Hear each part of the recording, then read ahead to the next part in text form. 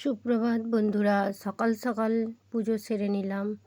আজ হলো সোজারথ, জগন্নাথ দেব বাড়ি আসবে আমাদের। গুরুদেবকে স্মরণ করে সকলের দিনটি শুভ হোক। আজ দীক্ষা সোনার মুখে প্রসাদ দেওয়া হবে, মহাপ্রসাদ।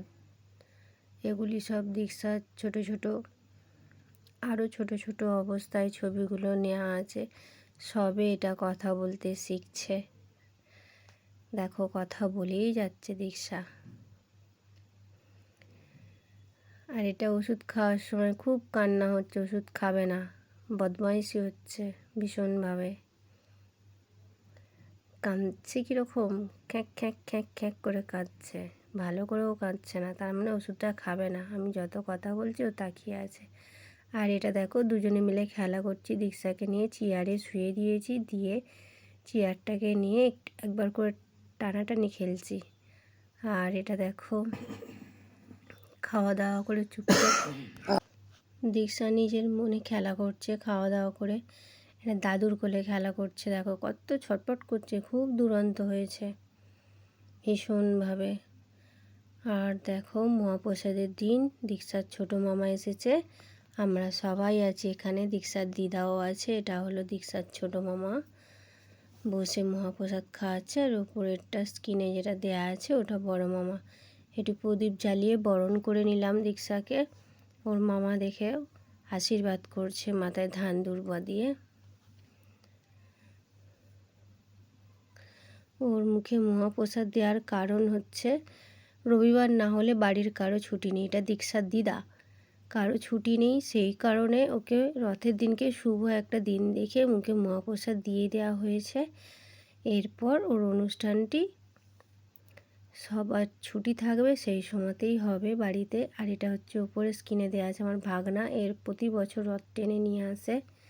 এই বছর হলো ভাগনার 4 বছর রথ টানা। তো এইভাবেই সব চলে যায় ভাগনা ভাগ্নি সবাইকে নিয়ে। এটা দীক্ষার বড় মামা। রবিবারে অনুষ্ঠান হলো, সেখানেও দীক্ষার বড় মামা ছোট মামা দীক্ষাকে খাওয়াতে বসিয়েছে।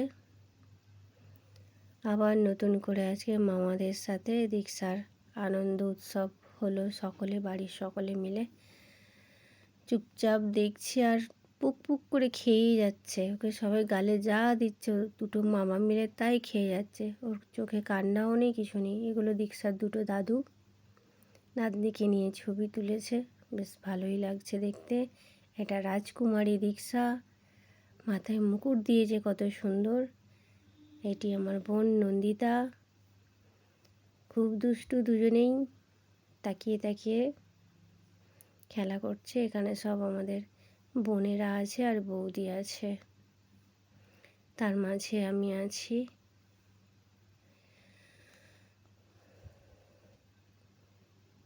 সব দিদাদের সাথে দীক্ষা খেলা করছে। এটা আমার বৌদি, এটা দীক্ষার মা আর বাবা, এটা দীক্ষার কাকা। দীক্ষা হলো আমার নাতনি, বাবা কাকার মাঝখানে নিজের ছোট্ট একটা পুতুলের মতো বসে রয়েছে। কোনো চোখে কান্নাও নেই, কিছু নেই, হাসি হাহা করে কত সুন্দর হাসি, দেখেছো, কোলগেট হাসি একদম। এটা হলো আমার মামিমা, কোনো বায়না নেই, এটাই খুব ভালো, সবার কোলে কোলে যাচ্ছে। অনেক বাচ্চাকেই তো দেখেছি কান্নাকাটি করে, এর কোনো কান্না নেই, সারাটাক্ষণ ভালোভাবেই সবার সাথে সহযোগিতা করলো, পার্টিসিপেট করলো, বেশ ভালোই লাগলো। টাটা বন্ধুরা।